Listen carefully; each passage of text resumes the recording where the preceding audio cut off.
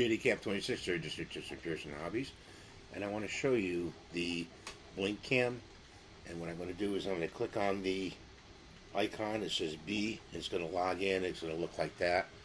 It's got that long number, and just going to click on it, the arrow, and here it is. That's my printer going. Can you see that?